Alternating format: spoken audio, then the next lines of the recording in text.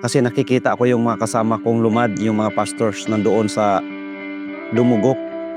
Grabe talaga yung nakikita ko yung mata nila, parang kaya nga parang uhaw pa sila sa salita ng Diyos.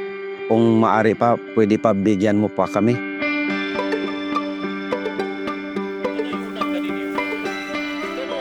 Bible proclaimer, ang laking tulong talaga. Nung natanggap ko yun doon sa Ipil, Sibugay, that is my first time. Nung natanggap ko yun, grabing sobrang tuwang-tuwa talaga ako. Kasi nung nagpunta ako doon sa bundok, sinasabi ko pa sa mga pastors, ito yung klaseng materials na epektibo para sa mga lumad.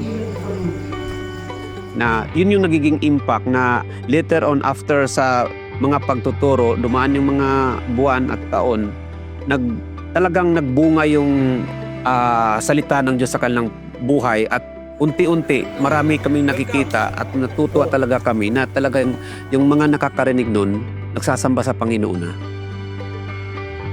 Ngayon na Christian ako, parang kuan na ang buhay namin ngayon. O nabago na ako. Pag magbasa kag Bible, murag mugaan ang imong dughan, mura kag gitambagan pinaagi lang sa pagbasa og Bible.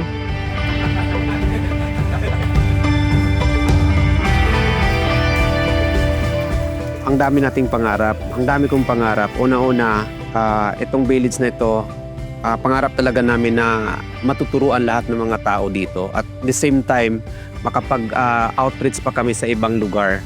Marami pa sanang mga labor, magpagamit ng Panginoon para dadami yung magagamit ng Panginoon sa pagpangaral.